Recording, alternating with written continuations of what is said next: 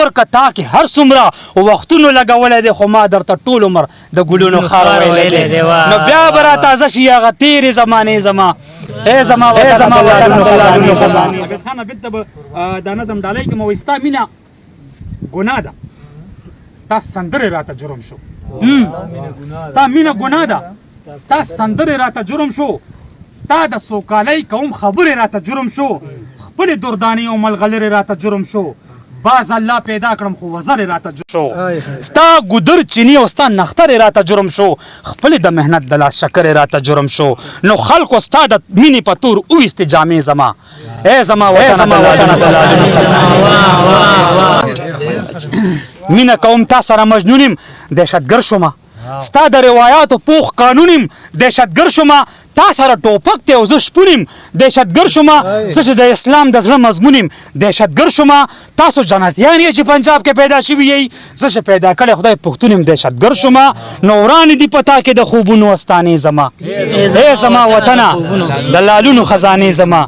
تا کې د خپل حق په تقاضا هم بربنډېږمه سترګې د اغیار مخې ته ښکته کړم تېرېږمه ستا د ښار کوڅو کې چې اوس ګرځم نه یریږمه تا کې ستا د خاورې په غیرت ګنهګارېږمه ډېرو مجبورو مې د ضمیر چغه خاموشه کړه تا چې په پردي اختیار کې وینم لمبه کېږمه نو نورو خلکو یوړې ملغلرې دردانې زما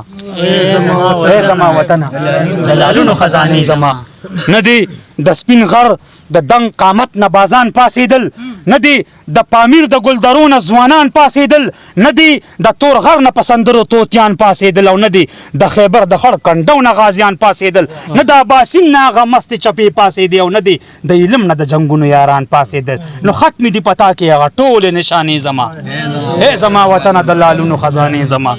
تا کې د نیازبینې مور راوړی لال د لوږې مري خاورې به سهر شي چې ستا هر بلال د لوږې مري ستا جمال تور شوی دی ستا هر جلال د لوږې مري تا کې زما فن او د فنکار کمال د لوږې مري تا کې که څوک مور دی نو هغه دلال د وینو دی ستا په سپېره غېږه کې ستا په سپېره غېږ کې ستا د نن خوشحال د لوږې مري نو لوټ دې نعمتونه چینجو خوړې میوې زما ای زما وطن د لالونو خزانې زما ستا د نغمو ساس کی رباب جاړي شپېلۍ ویر کوي ستا سندرې داسې لکه کټ تابۍ ویر کوي ستا په کنډونو چې تېرېږي سپوږمۍ ویر کوي ستا د ارمان ناوي ستا د کور په بلۍ ویر کوي ستا په تابوتونو کې نستي د خلکو غوسه شوه ستا په ځمکه ستا د ګلندامې ډولۍ ویر کوي نو شاړې شوې آبادې د رنګونو میخانې زما ای زما وطنه د لالونو خزانې زما وه دا څنګه جنت دی فرښتې دې پکې تورې دي هورې د گنجۍ دي سترګې کړاغې شونډې سپورې دي مستې پیالې داسې وي چې سپورې دي نسکورې دي ګرځم ستا جنت کې او د رور وینې راپورې دي دغه د نستۍ چپو وهلې لوس لغړ جنت هورې د خپیبلې فرښتې پکې سرتورې دي نو لاړې بتکدې شوې ډېرې سترې پیرخانې زما ای زما وطنه د لالونو خزانې زما نو تا کې د ګلالو عزت خاورې شروټۍ پسې تا کې ګلندامو ویښته سپین کل په ډولۍ پسې تا کې بوډاګان شول شاه زلمي په شینخالۍ پسې تا نه خلک وځي بل وطن ته مزدورۍ پسې نو ګرځي ستا کوڅو کې ترابان بلې بدرۍ پسې خپل کور کې ړندېږو د خپل کور په ازادۍ پسې نو بندې په قدم قدم ولاړې کارخانې زما وطنه د لالونو خزانې زما نو شال دی د غماز بادونو په اختیار کې دی وچې به شمله ور باندې هغه سر د دار کې دی